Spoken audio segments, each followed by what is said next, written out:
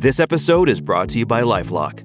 The holidays mean more travel, more shopping, more time online, and more personal info in places that could expose you to identity theft. That's why LifeLock monitors millions of data points every second. If your identity is stolen, their US-based restoration specialist will fix it, guaranteed or your money back. Get more holiday fun and less holiday worry with LifeLock. Save up to 40% your first year. Visit LifeLock.com/podcast. Terms apply. He's getting a bit big for his boots. And at that point, you ain't won anything, mate. Get back to choosing your best 11, would you? He's got one FA Cup under his belt, but yeah. Community Shield as well. Yeah, we put that out as well, you shameless.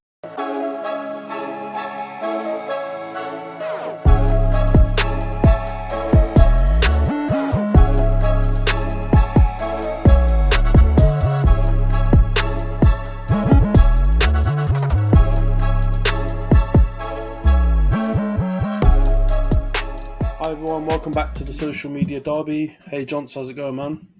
Yeah, not too bad, not too bad. How about you, mate? Yeah, I'm all right. Having a chilled bank holiday weekend. And for once, we don't have a game today, so we can actually record this pod on a Monday instead of a Tuesday after all the matches. But yeah, let's get into it. We both had crazy games today, to be honest, and all the action, or a bunch of the action in like the first 5 minutes for both matches. Yeah, I remember. I think we were texting, innit? Yeah. It was like we had just let in a goal, and you like replied back to me, and he was like, "We're 2-0 down." Yeah, I couldn't believe it. And neither of our matches were televised because we had the great British 3 p.m. Saturday afternoon blackout on TV. Yeah. Obviously, there are other ways, but we didn't. We weren't technically watching the matches Allegedly. live. Yeah. Allegedly. But yeah, very strange games. Goals galore. United won 3-2 against Nottingham Forest after going 2 down in the first 4 minutes. Shocking. And you guys somehow managed to claw back, conceding again in the first minute to get yourself ahead 2-1, and then somehow conceded a late equaliser to 10-men Fulham. So yeah, crazy games for us to review and go through. And also then, to top it all off, we've got each other on Sunday afternoons. Yeah. We'll be travelling to the Emirates. Not very much a happy hunting ground for us, to be honest, in the last few years. Yeah. And we've got that to preview as well. But let's start off with the games. We'll start off with your game, Johns. 2-2. I think we both predicted a win, a fairly comfortable win last week. Yeah. So give me your view on the game. What happened? I don't know, man. There's something in the water this weekend, because even the Liverpool-Newcastle match that we were watching like back end of yesterday was crazy as well. So I don't know what was going on, but I mean, to break it down, the first goal is just really sloppy play. And I think it'd be easy to just look at Saka and be like, Saka, what are you doing, mate? Why are you playing that ball? But at the same time, you can easily look at Partey, who clearly hasn't really bedded into that position positionally. He probably will take some time if we're going to keep on playing him there. And he kind of just pushes up unnecessarily and just leaves it to kind of two defenders with, a very high pressing Fulham. And so, I mean, the finish was, the commentator, I remember saying like, oh, he's not meant that at all. And I was thinking, this is clearly not a Sky Sports stream, because he was like, oh, that was a complete fluke. And I was thinking, no, that looked like a pretty decent finish from Andreas to really wrong foot Ramsdale there. But yeah, from that moment on, it was just us trying to break them down again. And it's the same old story of a low block and us not really having the quality to get past it. And I think it just goes to show, I can understand why, I don't want to bring him up this early, but I can understand why Pep made the move to go and get a lethal finisher, because our biggest problem is, mate, we had 19 shots, 11 of which on target, 72% of possession. And we couldn't bloody force the ball into the back of the net, right? Like we just couldn't get it in there for the first, 70 odd minutes, trying to break them down, couldn't do anything. And then obviously we get a penalty, deserved, and then it's nice to see Saka come up and take it. Obviously, after Odegaard taking the last one, I was a little bit afraid that maybe Saka had kind of stepped back from trying to take penalties. We know he's had some not controversial, but he's had some penalty misses in some pretty big games in his career so far, and he's only a young guy. So it's nice to see him back on penalty duty, and it was a good finish. It was a good penalty. Kind of sent the goalkeeper completely wrong way, which is nice. And then from there, you could feel the momentum, but we left it like not late necessarily, but we left it later than we should have. Only a 20-minute cushion to try and get another goal. It's at the Emirates. Obviously, the crowd are bigging us up, but Eddie Nketiah gets a good goal after that. Pretty quickly, a nice pass into the box, and then a great finish from him. It was very clinical. It was nice to see him on the pitch, and maybe he is that outlet for us. If we're talking about creating a lot of chances and not putting any of them away.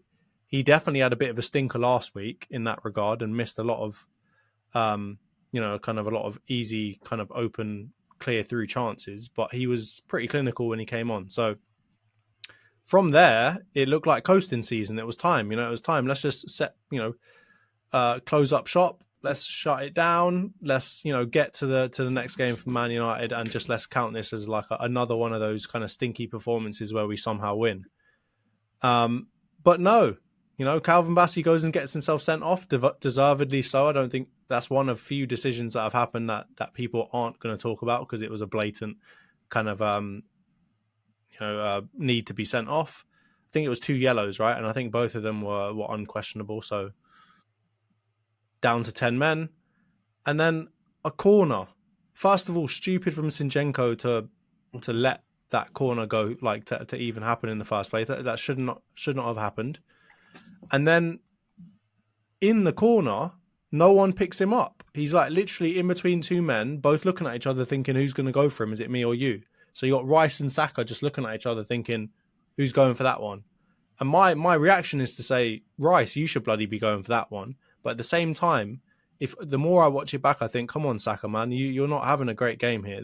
I know you scored a penalty in that, but that reflects nicely on you because he did not have his greatest game. So from that point of view, it's a real big disappointment. I don't think Fulham deserved to come away with a point, to be honest with you, based off of just the domination that we had that game. And I know that people throw around domination quite a lot, but if you look at the stats, 19 to 8 shots, 11 to 3 on target, 72% versus 28% possession.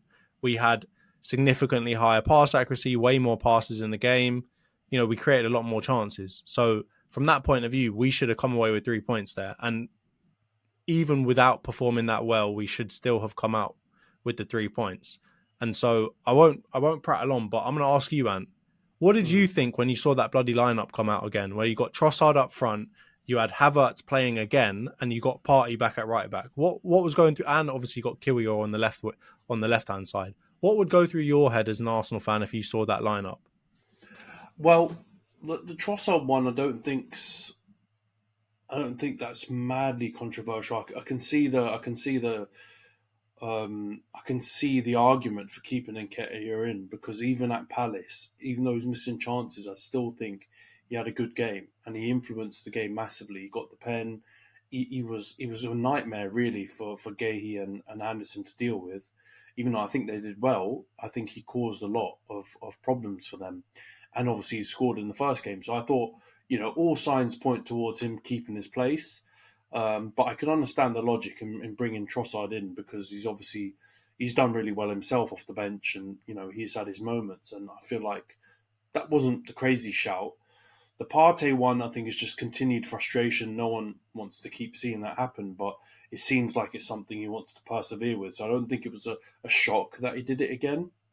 Same with the Havertz situation, because I think those are tied. I think it is because of the Havertz inclusion that you push Partey to the right. The Kiwior ones, that one was a surprise. And now I remember in the group chat, a few of the mates were saying, maybe he's had a falling out with Gabriel. Gabriel might be on the move to Real Madrid or something. Yeah. But I don't get it.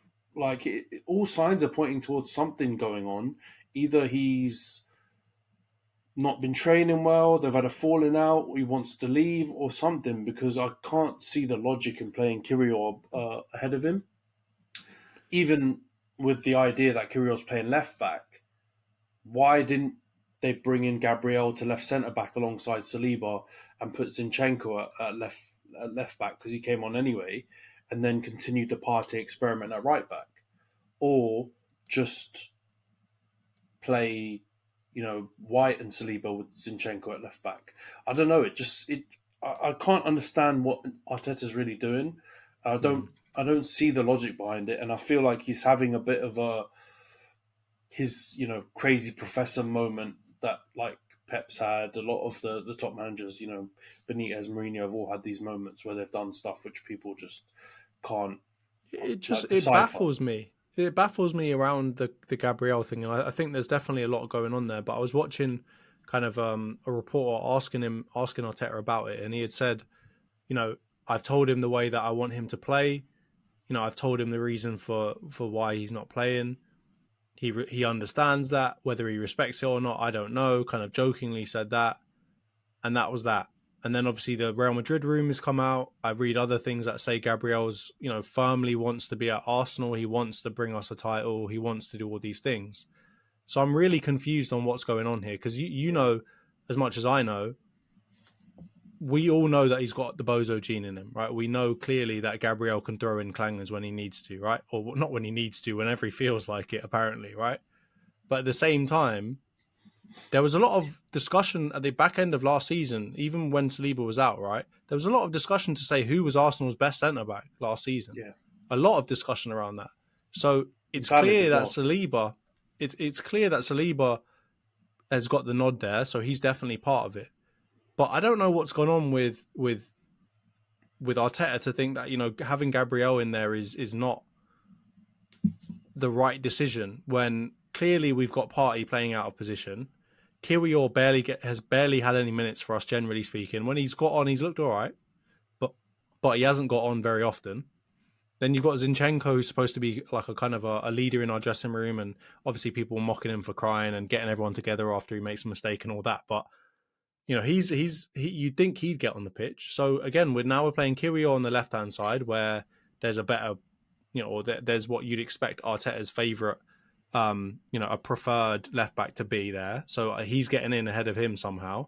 Partey's getting in ahead of Ben White, who was arguably, not to say he was, I think Trippier was on a different level from everyone last season, but Ben White was in the conversation, right? And it's kind of what you said about Shaw last week. Maybe he was in the conversation because a lot of right backs had terrible seasons, but at the same time, he was in the conversation, and now we've moved him back over to centre back. But Ben White was completely valid in being in that best right back of the season conversation. There weren't many right backs out there that had a better season than him. And the interesting thing is, I never really thought about it this way. Obviously, it's logical, but all of this tinkering has had an effect, I think, on other parts of your team. I agree. Because Saka and Martinelli. And Saka have, even if the output is still not completely dried up, Saka's still scored. Martinelli's had moments. I think he got a couple of assists in the first game. So they haven't dried up completely. But if you watch the matches, there isn't that connection or synergy or rapport going on with their fullbacks. Yep. Like Martinelli and Zinchenko had, and they added Xhaka. I've heard Arsenal that Xhaka was supporting Martinelli quite a lot. Martinelli and Zinchenko left hand side had a lot of synergy, and they worked really well together, and they knew when to cover each other, and they knew when to track back, and they had a really good connection.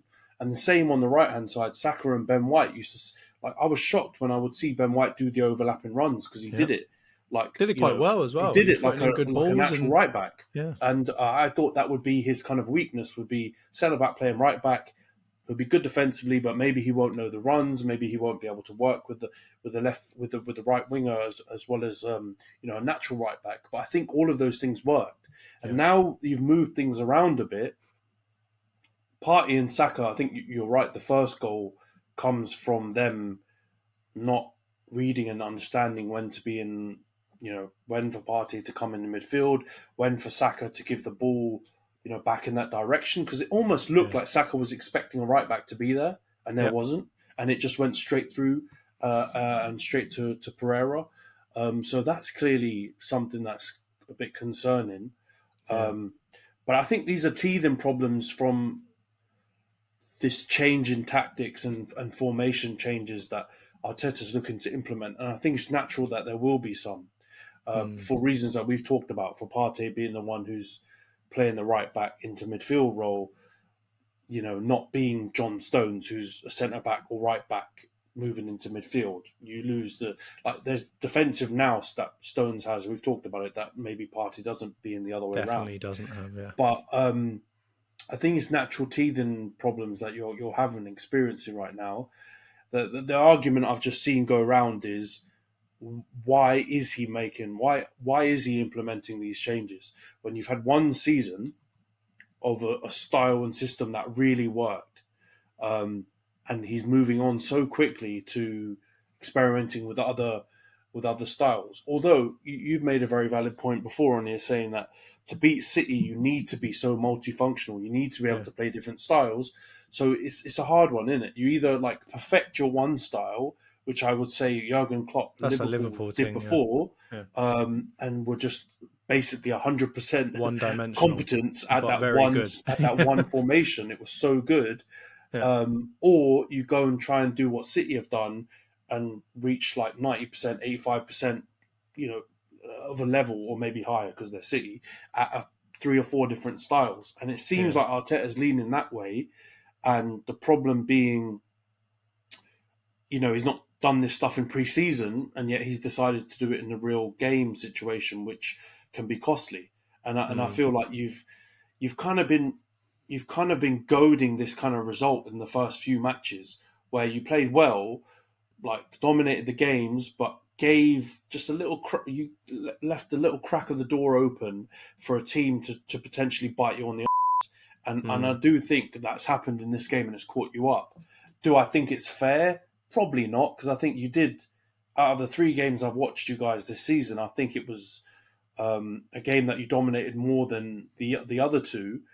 But at the same time, the defending Rookie mistakes in those 2 scenarios was poor. I agree with you. I'm looking at Saka for both goals, in terms of he's had a big part to play in you guys conceding them. I think both of our goalies have had a bit of clangers on the first goal. I think Ramsdale gets all muddled up with his movement to get back on the line. And then, I've heard people say that Pereira didn't mean it. Pretty much everyone's saying he shanked it.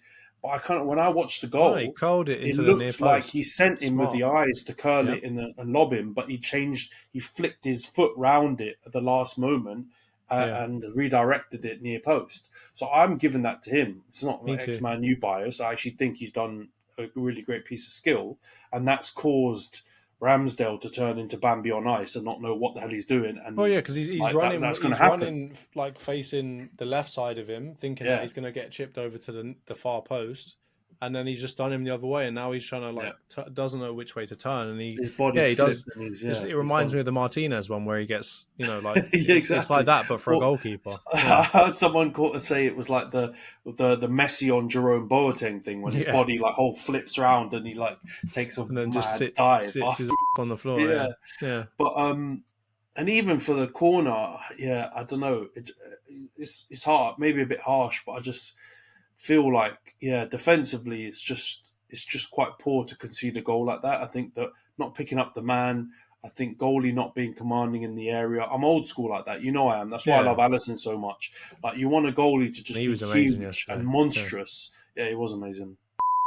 And I don't think Ramsdale or Onana are those kind of goalies. They're a bit more eccentric. They're a bit more about, camera saves and then doing, certain other things really well, and not necessarily commanding their box. So I still think, the second goal is a poor one to give away. And I mean, bloody hell, you could have lost it at the end. Traore ran through right at the end. And I think Saliba was smart, though. I'm glad. I've seen a lot of people saying, Saliba couldn't do anything to him. I think Saliba made the right decision not to go in for a challenge and just try and put him off.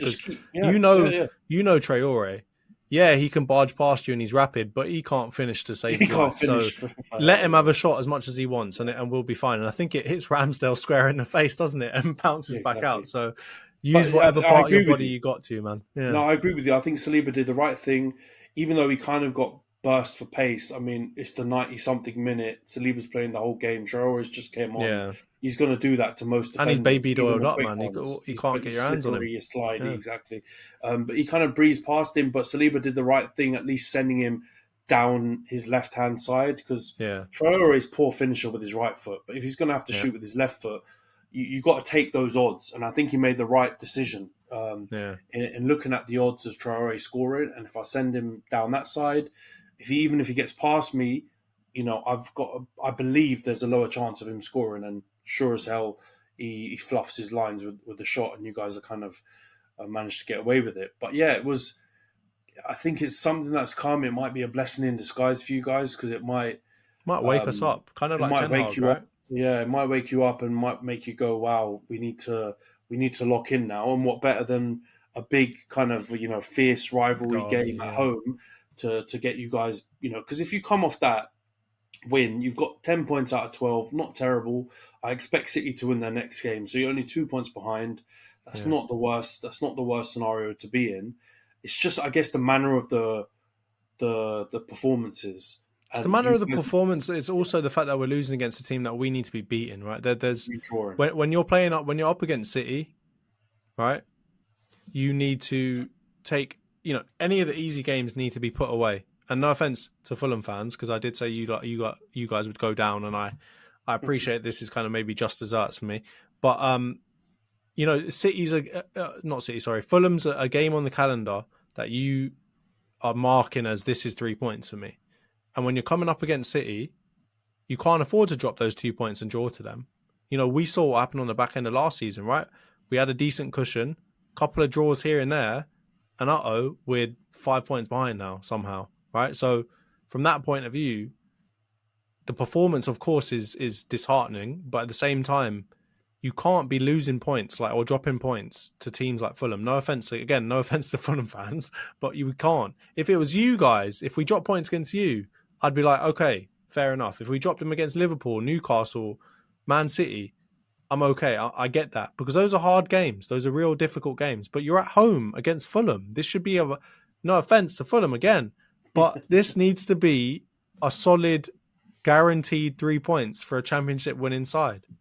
And if it ain't, then we got to think about, are we really going to be able to do that? Because I did predict at the beginning of the season we'd come second. I'm even starting to doubt that. But I did say that we'd be second by a large margin. Like, we'd be behind City by a large margin.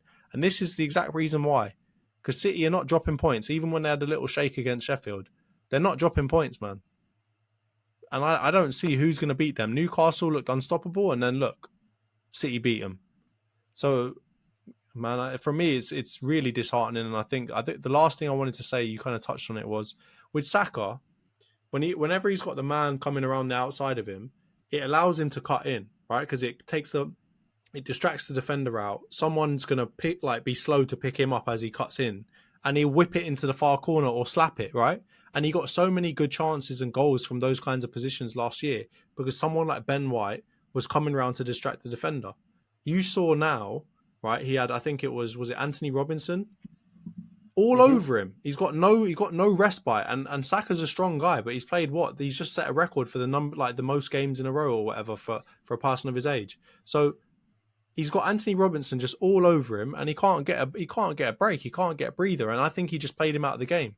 And at this point, Saka's knackered. And it's the same thing with Martinelli. He doesn't necessarily need the overlap, but what he does like is that he likes that little 1-2 type play, right? That touch and then run, touch and then run. And he always had Xhaka kind of right next to him that he could just play it and then play it. And that was part of the reason why Xhaka was in really good positions and was really good last year, is that he was linking up really well with Martinelli. Martinelli would come, get on the ball, kind of run at someone, play it out to Xhaka, and then make the run in behind, and he'd get a little dinky pass through. And that was where a lot of his chances came from. And now we're not seeing any support from the right back or left back to any of those players. And you're starting to see they're not as effective when you just isolate them. If it was Rashford, fine, because you don't need to be anywhere near him. You just let him, give him the ball and let him go, and he'll blaze past a couple of people and then smash it top corner. But Saka and Martinelli, not to say it's a worse type of player, but they're not that kind of player. They need a bit more support. They need a tactical system to allow them to do what they want to do. And I think that's the big failing here, is that we're, first of all, making our defence worse by doing this, which is stupid enough in itself, but we're also making the best parts of our team worse. You saw Saka, Martinelli, Odegaard all had shocking games yesterday. Yeah, no, they definitely are being affected by the system change and personnel change. And I don't think it's necessary. because I think if you guys had some injuries or something like that, then I could see why he'd try and tinker around with the team, try and find another way to play. But I know you've lost Xhaka, but you've brought Declan Rice in, who I believe can do the same job, if not better, in that position. If you were to keep effectively the same team, and just swap those two out, but it's almost like a couple of these buys that you've done, and for some reason Arteta's kind of, it's not only Havertz, for example, right? Like, I believe it is a lot to do with Havertz joining the team and the price and the pressure and everything you have to play him. But I also think he's pushed him off the cliff too, because he's gone and said, I'm going to be doing these tactical changes as well, when he could have just eased Havertz into the team. Like, he had the perfect opportunity to try and do that, because he got an injury to Jesus. You could play Nketiah up front, or you could even put Havertz at false nine. That's what you've been doing for Chelsea. Not effectively, but essentially you could just do that straight away and not affect the rest of the team. And I actually believe that would have been a better shout for your overall team than playing Havertz in this 8 role, because what you're seeing is he's the reason why Odegaard is not performing to the level that he was last season. They're occupying similar spaces, and he hasn't quite got the foil that he had, with Xhaka last season, who was doing the runs up and down. Because Havertz can't do that. He's not got the physicality to be able to do that all the time.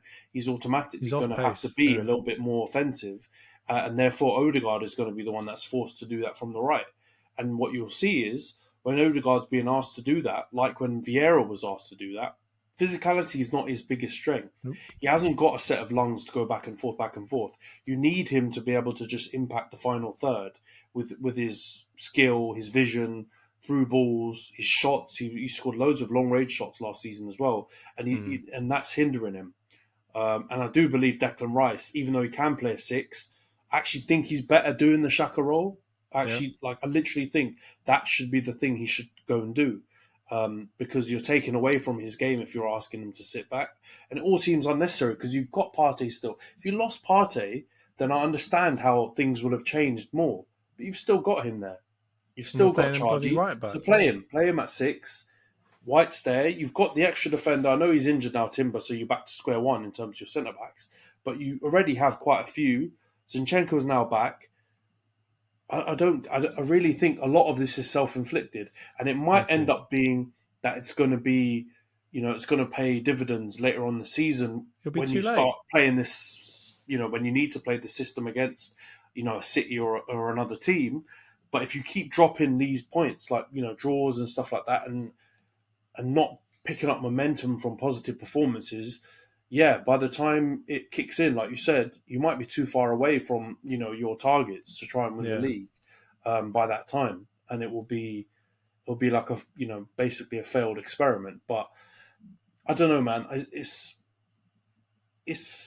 I don't want to go overboard because I still think 7 out of 9 is not terrible. But if you do look at your fixtures, like you said, Fulham at home, my term for the no offense, you should win. You should win. You should win. Beat Fulham at home. They've lost Mitrovic. I actually think they made some smart signings though, because I like Calvin Bassey, even though he got the yellow card for the time wasting thing. I think it was a bit harsh. Kind of like the Tomiyasu one. It was a bit harsh in terms of how long he actually took to kick the ball. Second one's a professional foul. He's going to go off for that. But I think he had a decent game, and I think they've bought a couple of good pieces. But them losing Mitrovic is a lot of. They lost Manor Solomon as well. They lost Solomon as well. The wing. Willian's been signing contracts and then trying to go to Saudi. It's a bit all over the place. But Paulinho, we've talked about him on the pod before. Unbelievable. Like, I was watching Match of the Day back, and they were analysing like his performance and just showing basically he was everywhere. Like, he was at left back, he was at right back, and then he was attacking. He scored the goal. He was closing people down. He's just like a physical specimen. He's like a beast. Like, he's just so strong as well.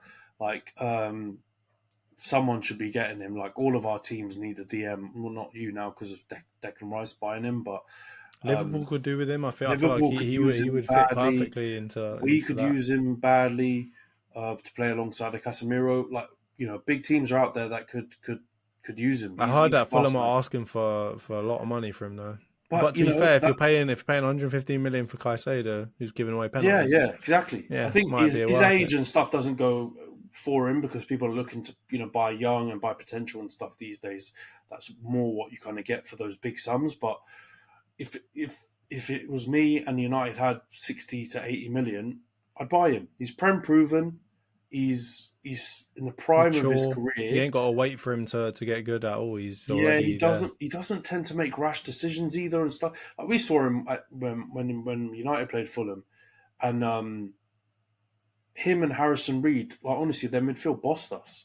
Yeah. It was like absolute bossing, and until they lost their head and did the handball and all the crazy stuff Yeah. that turned the And whole Marco game. Silva and Fulham were the Mitrovic all better got sent team. off. Yeah. We were worried that at best we could get a draw. We'd be stuck in Manny for like another 3 hours or whatever. And but I just didn't think they would be the same team as last season. But the way they performed, They're maybe we still have to looking look at good, that man. again. It's like Wolves as Yeah. well. I think some of our relegation shouts on like Wolves got the Everton. win. Gary If we do that O'Neill. again, Everton's No, going down in mine exactly. because they Everton look are horrible. 100% going. Unless the striker, they bought some young striker from young Portuguese striker because they just can't score goals. Like even against Wolves, their chances. They can't stop goals either. Yeah, They're looking leaky as anything. yeah, that might be the modification that we do at the end of the Yeah, transfer window because they're stinking it yeah. up. But yeah, man, I it's a disappointing result. It's a disappointing performance. I hope for your guys' sake that Arteta looks at this a bit, and doesn't act too stubbornly with persevering with this. But at the same time, with my Man U hat on and we're playing each other, I kind of hope he does because I think that gives us the only chance that we have to Can get you some sort of imagine positive result. Rashford going at a party? Goodness gracious me. Yeah, but can you imagine Rice and Partey going through our midfield? Like, I don't want to see that either. We've got a lot of problems ourselves. So let's get Yeah. on to that then. Let's get on to United. As we talked about earlier, 2-0 down after 4 minutes. Anana, sitting his ass down for no reason and then flapping about to try and save it on the first goal. Made to look a bit amateurish. Yeah. I love Somehow, the Willy Bolly goal though. He didn't even realise the ball was coming at him. He just turned his head that and way and then it's gone past everyone. Yeah. their second goal crosses in. It just literally hits Bolly and bounces in. Our marking is absolutely abysmal. They showed Yeah. that on Match of the Day as well.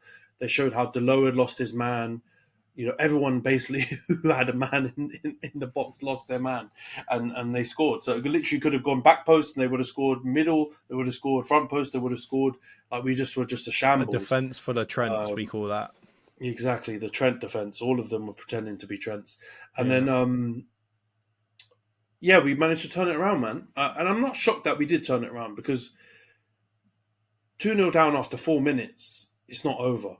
Like against a City or something, maybe it would be over, right? Because they'd have Yeah. the skill and the nous and the experience to see the game out. But we've got enough time to turn it around. The crowd will get up, and we know how Forest play. They play a real low block as well. They try and hit on the counter. And as Morgan long Gibbs as we kind White. of sorted ourselves out defensively and then concentrated on attacking them, I do think we've now got a team that can pick a low block. It can pick a low block, and I think we can score goals. We can beat a low block team. Back in the olden days of post Fergie, a low block against us, counter, boom, we're done. We could never get through a low block, and it would be our kryptonite. But I think at the moment, the big problem we're having is we are looking so susceptible to counterattacks and transitions. For a team that wants to be the best transition team in the world, nearly all our goals that we're conceding are on the break and transitions. Like if we go back to that first goal, Awanihi literally My from guy. our own corner is one-on-one with Rashford with one pass. And then let's be fair, Rashford is quite strong for a wiry guy. Like we've seen him shove Van Dijk about, Yeah. but he can't shove Awanihi about. Awanihi is like literally a brick. So Yeah. and then I don't know what happens with Onana. I think he also kind of gets sold a little bit because he thinks, when Oh, he's and going he to takes a long time to finish it, right? Like exactly, he and then like, he's like, and then yeah, like Onana is a bit indecisive, and I actually think for one time he should be sweeping high up, and then he may have done something about that. But they score, and then we've got the Bolly goal, which Calamity just all over the shop, shocking defending, and then we start to play, and I actually think for the rest of the match Bruno was great, and I think he actually was really, really aggressive and decisive, and him and Rashford from that point on actually had a pretty good game. Rashford, shock and horror, Rashford out left does well, taking people on, dribbling at people. We score our one goal back from pretty much that. Him attacking their right back Aurier, and then does him, and then Christian Eriksen comes in for the first goal back, and then I think we're just like pushing and probing. Casemiro somehow misses a bloody open goal with a header. No idea what he's doing. And the second half starts, and then you see a little. Our equalising goal was it looked like something off the training ground, which actually makes me quite happy. Like the short corner, and then whipping out to Rashford, and then Rashford swings it back to Bruno, who's like running off the blind side, squares it for about four guys who were offside before that, but because he squares it back behind the ball, the second phase they can pull it back, and Casemiro gets the goal. And then we get the penalty incident, which a lot of people are saying are controversial. Some people are saying it's not a pen. Some people are saying there's contact, and even though it's soft, it is a pen.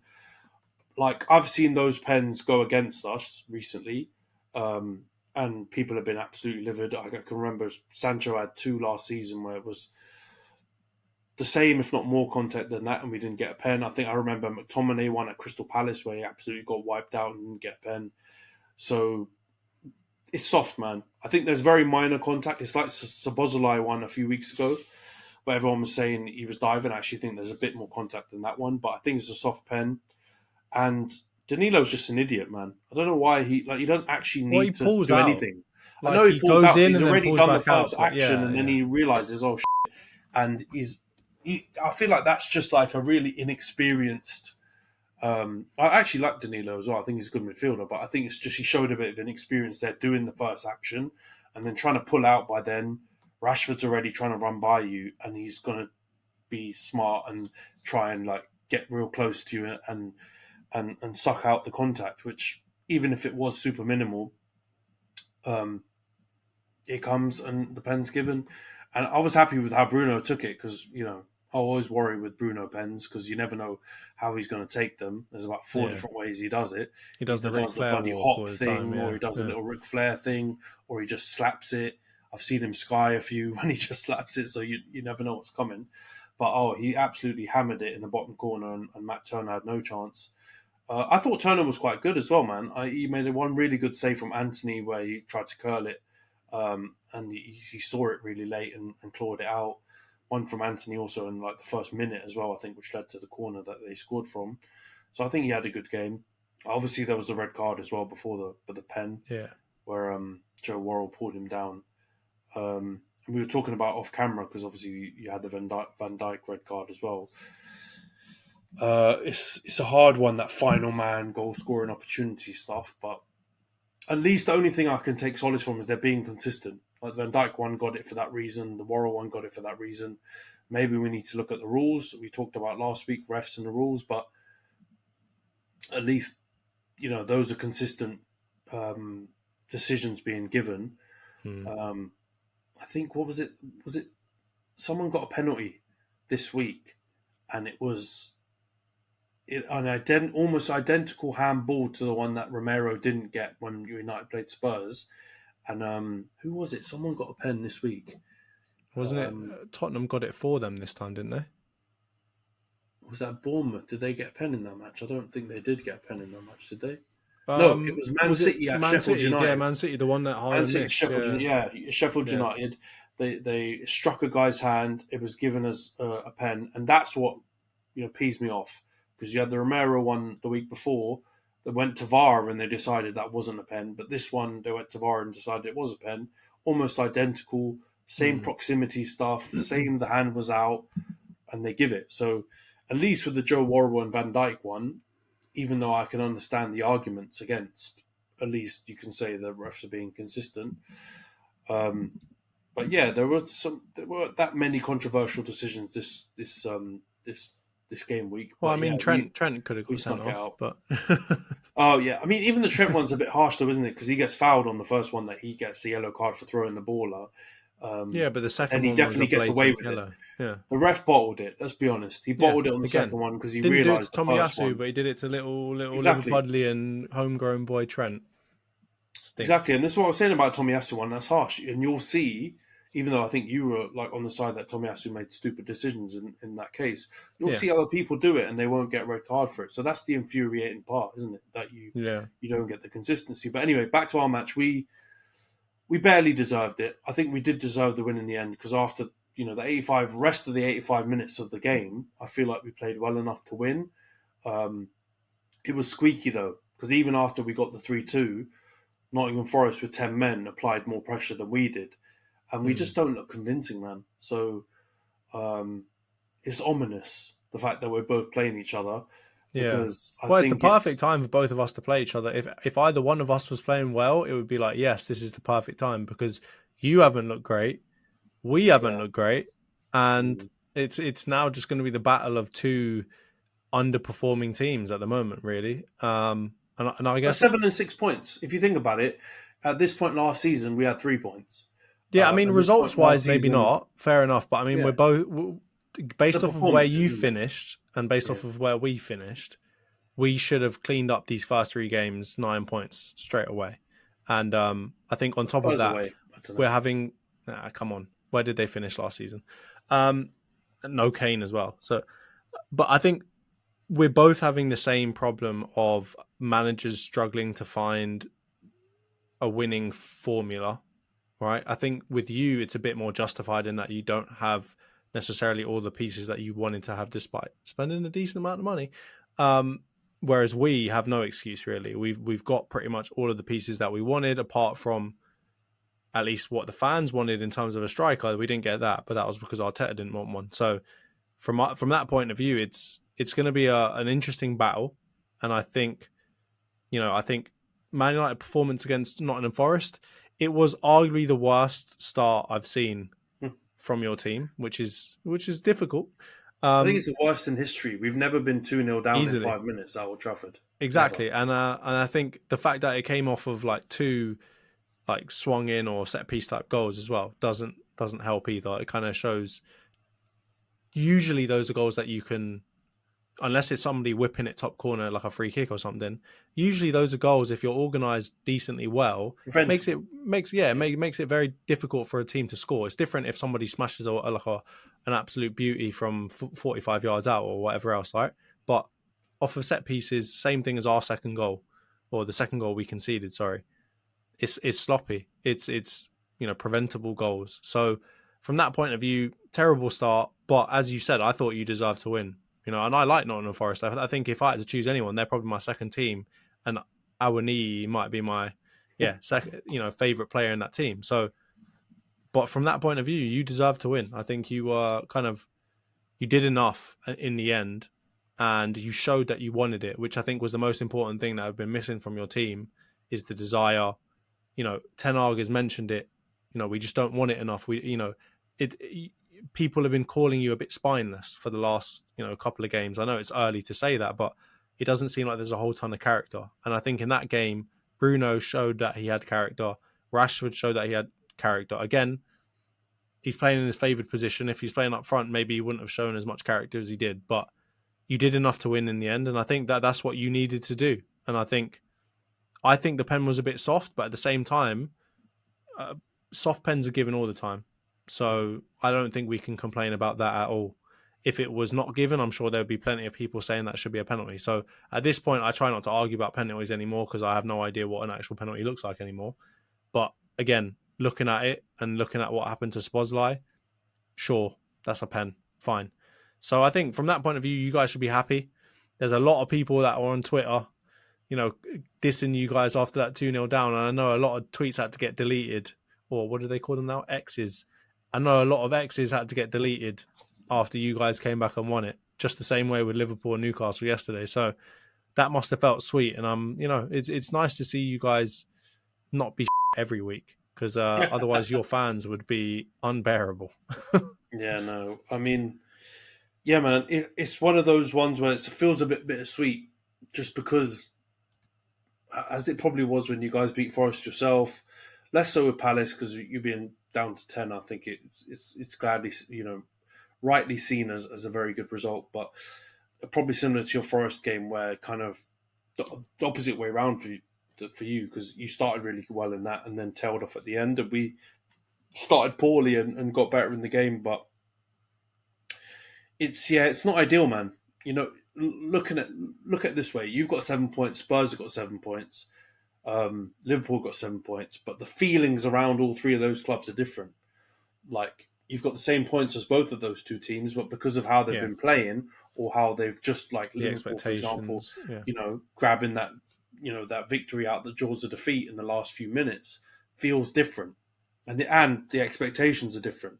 Those two teams underperformed last season to varying levels, and you overperformed. And then it feels like there's been a leveling out. But this was why there was all that chat earlier in the season, when I think a lot of Arsenal fans, not you, but a lot of Arsenal fans were quite upset with the argument that it wouldn't be a given that you would be the title challengers for City, because other teams would improve. And you have seen now, I don't know if you could say that about Liverpool completely, because they haven't I improved. don't think they were great against Bournemouth. I think Chelsea should have beaten them in the first game. And then I think that Newcastle game is a complete freak one-off thing, because they're down to 10. Yeah, and just Darwin they Núñez going absolute nuts. Two mate. counters, and Darwin Núñez smacks it in. Don't get me wrong, that could change their whole season now, and they might play like a different team. But up until now, I don't know if you can actually say you can get behind a lot of their performances the way they've been playing. But I think for Spurs, it's different. Yeah, Spurs look significantly better. Spurs have got style. They've looked like they've got camaraderie. They've like started playing youngsters and new signings or underperforming signings from last year, and it's like they're a new team. Like, if they solve their striker position, they really are going to be a good team, man. And I wouldn't be shocked if they finished in the top 4 if they did that. But yeah, with you guys and with us, because there's been a disappointing result for each of us. Obviously, us losing is worse than drawing, but there's more expectation for us both now, and we've both spent a lot of money. And I guess Tottenham and Liverpool have spent slightly less. So therefore, but it's also because our fans are looking at us like, with Liverpool and with Tottenham, you don't look at their squad selection and be like, oh, or their team selection for match day and think, oh, what the hell is he doing? Because at that time, like, for the most part, they've got massive gaps and they know that they can't really do anything about them at this point, right? Whereas with you and us, you less so than us, but we've got everything we need, right? We've pretty much got everything we need to be challenging. And I think here's one thing that might be the saving grace of some of those Arsenal fans that said, it should be a given that we're expected to do as well. Because given the window that we've had, our team has improved. Not massively, because we have lost, obviously, Xhaka and, some I guess he was the key piece in that midfield that maybe we're suffering from a little bit right now. But for the most part, we've improved. And so you look at the squad selection and you think, why have we gone out and improved ourselves in the summer transfer window if you're going to keep playing all of this? Like, what is the point? It's like you buy a Rolls Royce and then you drive a bloody Hyundai, or Hyundai as they call it in the new adverts, right? Like, what's the point? You just stick in the Rolls Royce in a garage, and now you're going to move everything else around, and we're going to lose, or we're going to drop points against Fulham. Like, that's where I think, had we actually played our first squad and just started playing as badly as we are now, then I could get it for everyone to say, yeah, like, all those fans were 100% wrong. But I don't even think we're playing our full strength side, at least the way that we know it. And that just makes me think, like, again, like you said, self-inflicted is the perfect word for it. And I think Ten Hag's learned his lesson already, right? Play Rashford on the left side. Think about playing Eriksen every now and then if it ain't working. But it doesn't. I don't know if Arteta's learned that lesson yet. And he seems like a pretty headstrong guy. And I don't know about you, but in these press conferences and on the sidelines, he's looking a lot more cocky than he used to be. He used to be a quiet little guy on the sidelines, not making much noise. Now he's shouting at everyone, doing the funny, like, mean to mock the ref and all that, he's getting a bit big for his boots. And at that point, you ain't won anything, mate. Get back to choosing your best 11, would you? He's got one FA Cup under his belt, but yeah, Community Shield as well. Yeah, we put that out as well. You shameless. But no, I hear you, man. I do think they've got similarities because I do think Ten Hag's been really headstrong and stubborn in certain games as well, and that's been our downfall, I think, at certain times. But I think there's some things you have to look at and think, like with the Arteta thing, there's got to be circumstances around it that are at play that we don't know about. Because with Ten Hag, for example, the reason why Rashford's been playing up front is because we made the decision to buy an injured striker, and the other striker we have in our books is perennially injured as well. And so therefore, obviously, the thing that's questionable is we've been doing Sancho false nine, and he could have put Rashford left to play Sancho false nine, but maybe he hasn't bought into that. And so the reason why he's seen Rashford play centre forward more last season with varying levels of success and decided to do that because his hands are tied. And now that Martial's back, it goes back to somewhat of a normal team. And there might be something going on behind the scenes at Arsenal with some of your players from that original 11 that you had, that something's going on. There are rumblings, there's injuries that are not being declared, there's something happening which is forcing him to play this way. But, at the same time, he comes from that Pep school of tinkering, and it could easily just be that he's trying to experiment and he wants to change the team around to try and give the opposition a different look and something to be a little bit less predictable. But I hear the shouts from you and other Arsenal fans who say, we had that good team for one season. One season is not enough to then just rip it up and start something different. You try and perfect and solidify that alongside learning these other systems and doing these other things. And it looks from the outside looking in like he's scrapped that completely and he's just trying these other systems. And that's the worrying thing because, it's at the moment, it's looking like there's some hiccups with it. So we'll see, man. Let's preview the game then. So we've got each other on Sunday afternoon. Yeah. The TV will be there. Sky will be there. There'll be no hiding for either one of us if one of us gets a thumping. Yeah. Peter Drury will be commentating as well, so he'll make it poetic as well for whoever wins. Gary Neville is going to be commentating, I'm going to lose it, and I'm going to turn into a Karen, and Sky's getting a call because that's ridiculous. Get Gary Neville off of any Man United match, please. No, he will. Pure bias out here. 100%. It will be Peter Drury, Gary Neville, maybe Carrow as well, and have three of them in there like they've done the Chelsea-Liverpool game. But shameless. Yeah, they will be there. Emirates on Sunday. I'm worried, man.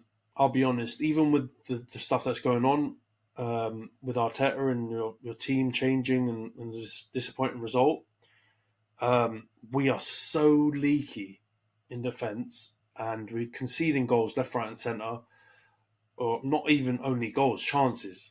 So if I look at Wolves, we both agreed after that match, we were very lucky to get the win. In fact, we should have lost. It wasn't an Onana penalty thing. They were just slicing us open at will. Yeah. And Cunha literally missed open goals almost multiple times for us to win that match. Tottenham did beat us and took advantage of some of their chances, but they had other chances as well, hit the bar. And then this match, I don't think Forest had huge amount of chances, but the ones we did give away were bad ones and ones where there were a high possibility of conceding. So I think if you guys sort your out, basically, and Arteta plays somewhat of a traditional Arsenal team from last season, we could hold a spanking because our midfield is so wide open. Casemiro's still getting walked past by every midfielder in the league. I was looking at the match of the day analysis after the game yesterday. Martinez is still acting up, getting pulled left, right and centre and doing madnesses. Varane came off at half-time, and he's looked our best defender until now. We've got, obviously, Luke Shaw injured, so Delos's playing left-back. I think he did all right, but, the thought of Saka up against him, even a half strength at full form, Saka gives me nightmares against Delo, to be honest. Martinelli, Wan-Bissaka, I'm kind of more comfortable with because, like we've talked about, Wan-Bissaka's a really good one-on-one defender. But still, that's going to be a difficult game for Wan-Bissaka because Martinelli's one of those ones who won't give up. He'll keep coming at you non-stop. And the only saving grace maybe is the positioning if Martinelli can get in behind him, because that's something that Wan-Bissaka's trying to progress up the pitch a bit more. Maybe that's the only way. Yeah, exactly. So the transition stuff, your wingers are good and pacey. They're quick. They can get behind us in the gaps if we leave them. The only hope for us really is if that you do continue with this experiment of Partey at right back, that hole that he's going to leave in there, and if Rashford plays left wing, he's going to cook. Because even Rashford, who hasn't scored a billion goals recently, he's got the skill set to cause trouble. And he did it to Partey last season. He literally nuts Partey last season. Did it literally. But he's also got previous against Ben White, and if Ben White plays right side centre back, he's twisted Ben White up into a pretzel a couple of times for Arsenal and for Brighton. So that's not a good matchup for Ben White either. And I really like Ben White, but I think White against Rashford is a nightmare for him. Saliba against Rashford is a better one for you. And if you see Saliba get swapped out to that right hand centre back alongside Gabriel, if he comes back in, I think you've got that's a better look for you. But if you go with the current back four that you've been playing, I think our only saving grace is if we play Rashford out on the left and Martial or Højlund up front, and then Antony on the right. I think that front three could get joy from your defence as it's currently set up. But if you go to your Gabriel, Saliba, Ben White one, even though I think Ben White can get isolated by Rashford, I think Saliba as cover will do a lot better. And help Saka him out. coming back as well, because I think Saka if you get that partnership of White and Saka back up, maybe. Exactly, and I think that they'll oh my God, if you have White and Saka, White with the overlapping runs on Delo at left back, it's going to be a very long day because he's going to cut in, and even though Delo is right-footed, so he might stand a better chance actually coming inside to defend him. I think he's just going to be so frazzled by the overlapping run that it's going to be worrying. And recently, when Delo against Forest, Delo was doing what Partey's doing for you. He was coming inside. I don't know if you saw it. He was constantly coming into midfield, which I actually think he'll be good at. He'll be kind of like a bit like Zinchenko in that way. Yeah, he's good on the ball. ball. Do really well coming in, but it's going to leave a big gap where he was a left back, which obviously if Saka and White are attacking will be a long day. And then we won't speak about. I'm not going to speak about the midfield because our midfield is it's just non-existent. It was. Well, I heard people talk about it as well, like a donut. We've got completely empty in the middle, or like a bagel FC. So we're not looking good in that way. But it's a hard one to call, man. Because if I was Arteta, I think it's a no-brainer to go back to your traditional lineup and style of play. I think it'll be a really tough game for us if you do that. But if he sticks with it, I think we're in with a shout of. I think it'll be a high-scoring game, and I think we'll have a chance to get something from it if you go with the same style formation that you've played recently. But if you go to your traditional one, I'd say 3-0, 3-1, something like that would be on the cards.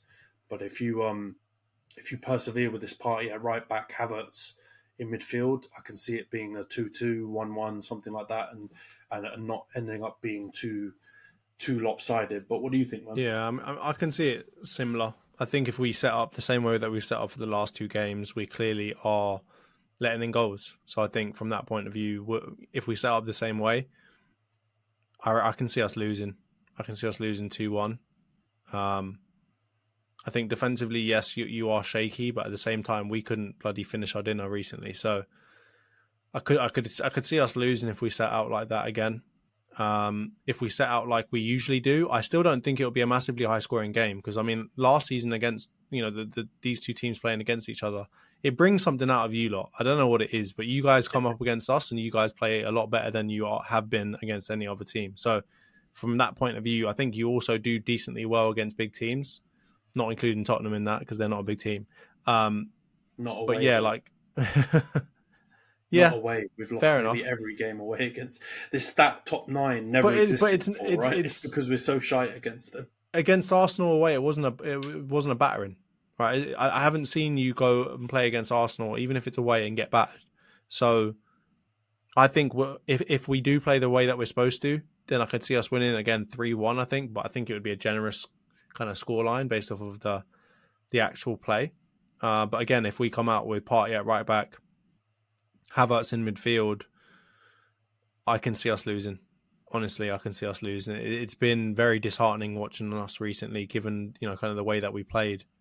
I probably sound like a Tottenham fan now, but like even the first two games where we won it, the style of play wasn't what I like to see. The kinds of mistakes that we were making wasn't good. I didn't enjoy watching that match. Or watching those matches, and I definitely didn't enjoy watching against Fulham. So from that point of view, I'm not super optimistic, man.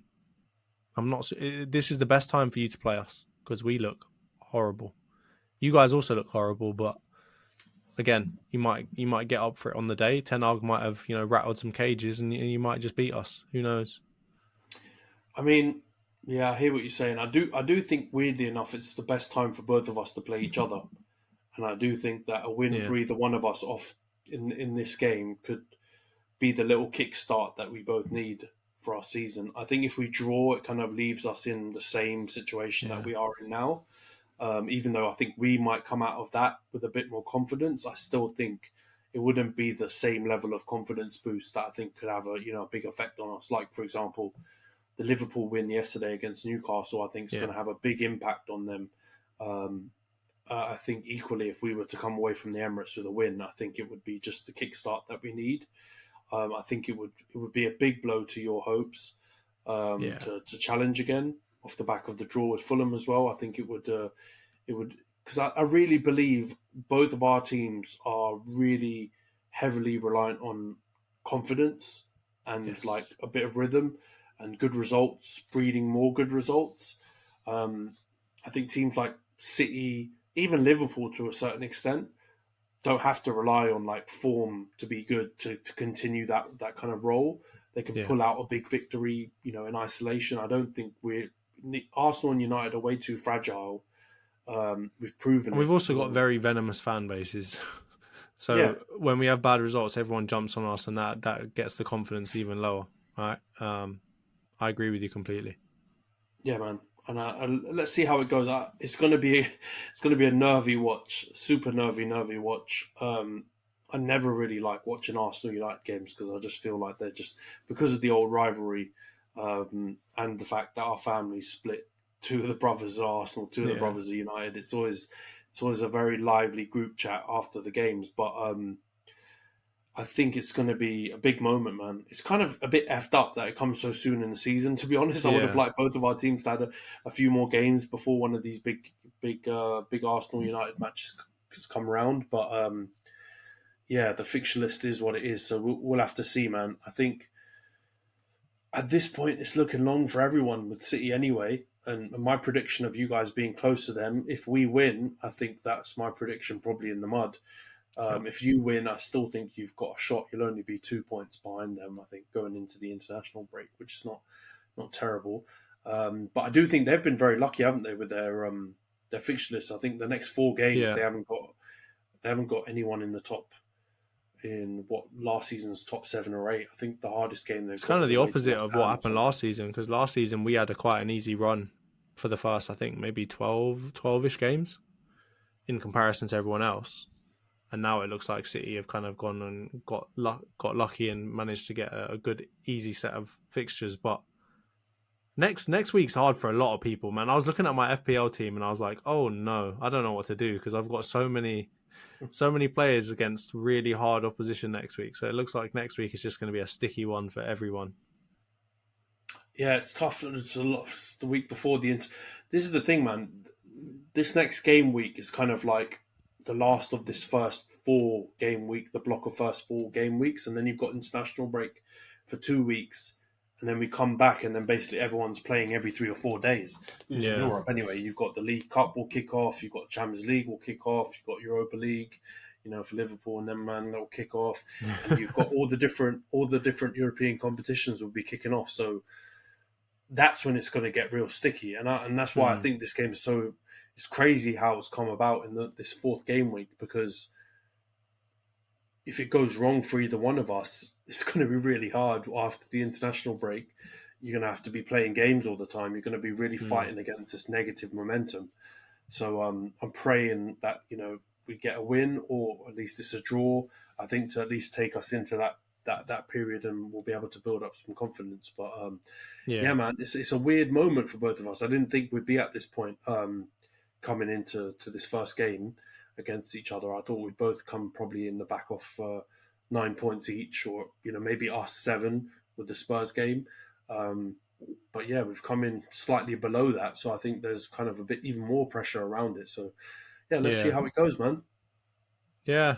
I mean, the negative sentiment around both of our teams right now leads me to believe that there's a lot on the line in that next game. I think whoever comes out of it worse, their fans are going to be not super happy, and it might lead to it might actually be a good thing that the international break is straight after. It'll give everyone a breather and not have to think about it too much. But yeah, for Arsenal fans, I can see it. I've got a weird feeling that it's not going to go well. So we'll come back next week and see if that has come true. And if it has, even though I'm going to be unhappy, I'm going to tell everyone I told you so. Next episode's going to be a fun one, because you'll have the review of obviously our game between each other. We won't really be able to do a look ahead to our next game, because you'll have the international break in between, but you will have the opportunity to talk about whatever last minute transfers we do. Yes, the window will have closed. Redknapp. I think Get we're the both car window out. Come on. Yeah, exactly. Odd wingy vibes.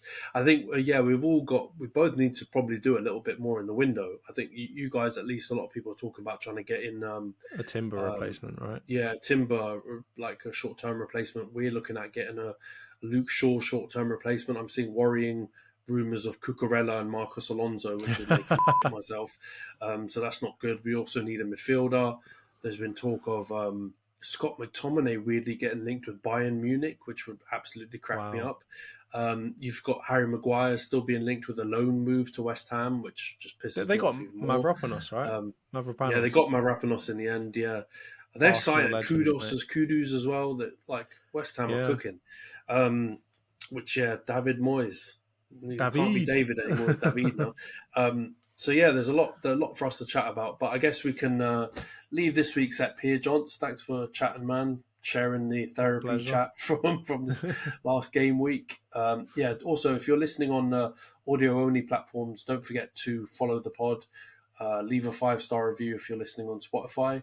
If you're watching on YouTube, make sure to like, comment, subscribe. Let us know what you think the game's going to be between us next week. Also, feel free to add some positivity in there, considering how negative this one has been. And yeah, we'll catch you next week. Cheers, Johns. Cheers, everyone. Cheers, Ant.